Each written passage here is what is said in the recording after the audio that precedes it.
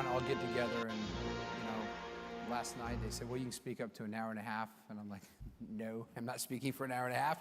I'm not getting paid by the word. I'm not getting paid. So,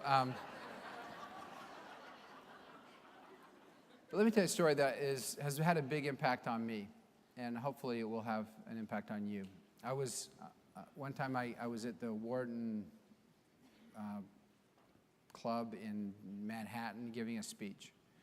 And I finished, and a gentleman came up to me, and he said, I got to talk to you for a second. And he kind of pulled me off to the side, and he had a VHS tape in his hand, and he said, I got to tell you a story. This is real important. And I said, okay. He said, I wanted to become a better CEO. I wanted to become more effective. I wanted to be more successful. And so I went to I looked in this publication, and I saw that for $10,000, I could go to this educational institution, and for a week of intense training, they would teach me how to be a better CEO. And I thought, a lot of money, but if I can be more effective, I can make more money, I can get a great return on investment. So I said, I went over there, and I learned for a week, and it was good training. But he said, the number one thing that I learned the whole time I was there, the thing that stuck with me more than anything? And I said, what's that? And he said, they asked me a question if my company matters. And I said, what matters? He said, well, if my company was plucked from the face of the earth, and my customers showed up to do business with me, and I was no longer there, would they care? And if they cared, to what extent would they care? Would they say, he has a retail sporting goods operation. Would they say, well, that guy, it was just convenient to be there, but I can go down the street, get the same thing, same prices, whatever. There's nothing unique about them. And then he said, when your employees come to work and you are gone, no longer around, would they care? Would they say, that guy was so cheap, he never paid us enough, he never gave us good benefits. I've been meaning to look for another job, and now this will give me a good excuse to do it. Because he said, what they taught me is to the extent that I matter to my customers and to my employees, that's how successful I will be. Because that means, in the term, that people will be insured to my brand, that they'll want to come and do business with me. Now, I'm sitting at this point in time, I was kind of wondering why he's telling me this story. And then he said, they asked me to think of a company that most mattered to me. And one that I would be most distraught with if it no longer existed. And the first company that popped in my mind was JetBlue. He said, because I own a place in West Palm Beach, Florida. I work in New York. I work hard during the week. And before you came along, I couldn't even bring myself to travel down to West Palm Beach. It was just too difficult. Too many surly people, too many delayed flights, too many tight seats, too much boredom, and I couldn't do it. But now, I go every week on JetBlue. I love it. I love flying. I love the fact that I have more space. I can watch TV. But most importantly, I know that your people would be distraught if JetBlue wasn't around. Because I know that you matter to them. And then he said, I've got this VHS I want to give you, and it's of Paula. And I said, Paula? Yes, Paula is one of your gate agents that works out at the airport. And she helps me, and she takes care of me, and she makes sure everybody gets through security. She loves her job so much that I asked her if she would come and speak to 1,100 of my associates about customer service. And here's a videotape of her addressing our people about why she loves to work for you. And so I guess I would ask you kind of on a professional basis, and each of you individually, I'm not talking about just the job that you have today, but first of all, do you matter? And how much do you matter? I mean, if you were plucked from the face of the earth today, God forbid, and you no longer were here, would anybody care? And to what extent would they care? Would it be, did that person ever do anything for anybody? Or were they a person like Bill Fessler? I can tell you, when Dr. Bill Fessler is plucked from the face of this earth, they will have to hold his wake service in an arena full of 20,000 people, because so many people will want to come and pay tribute to that man. And the thing that's interesting about mattering, now, there's a lot of good things that happen when you matter. Now, you don't do it just because you want to whatever, but you are more successful.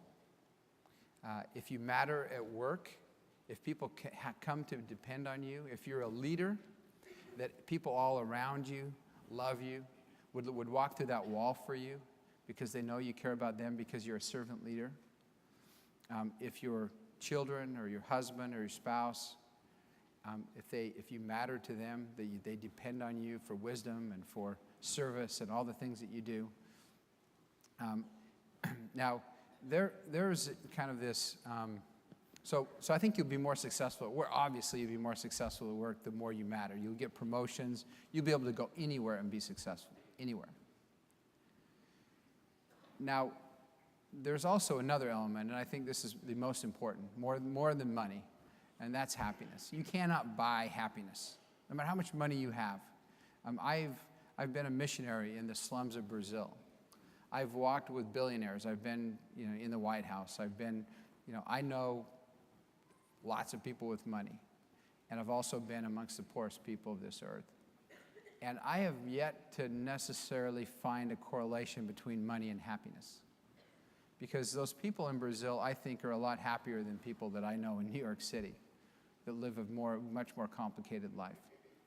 Now, some of you believe. We all have different kinds of belief systems. We're all kind of on this earth. We're all walking around, kind of interacting with each other. And we have varying views on how we got here, right? Some of you believe that your ancestors crawled out of some slimy hole 400 billion years ago, or 40 billion years ago, and that's totally right. And others believe that we have some kind of divine origin, that we've come from a divine creator and we have purpose here on life. Now, it doesn't matter where on that spectrum that you fall, you all want to be happy, right? Is there anyone here that doesn't want to be happy? No, you all want to be happy.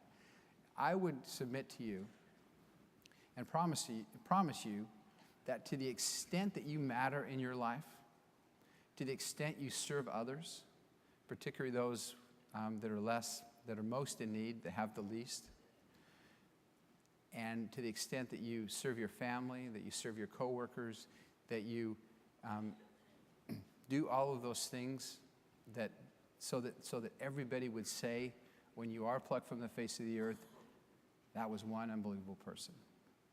I loved them so much because they were so good, and they were so great, and they were so wonderful. The more that you matter, the happier you'll be. Just one of those things.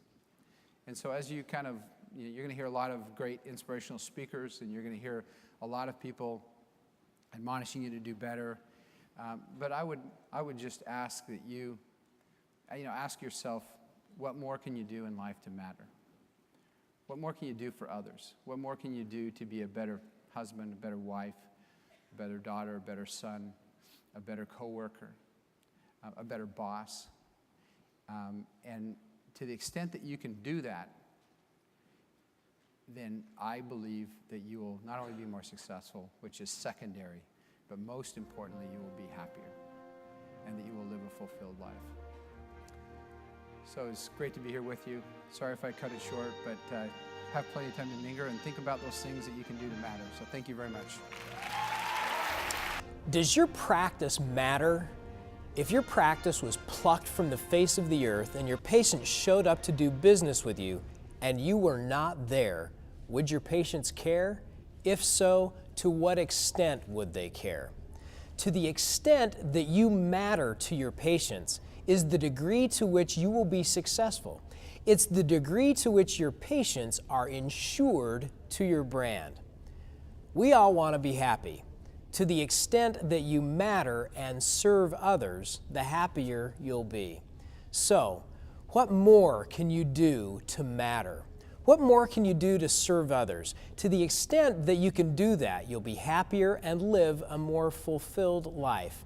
With the attached sheet entitled Why Our Practice Matters, write down as a team the most important things you do or can do to matter more to your patients.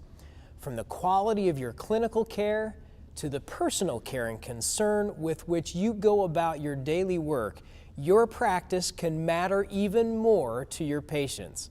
And to the extent that you matter, the practice and everyone in it will be that much more happy and fulfilled.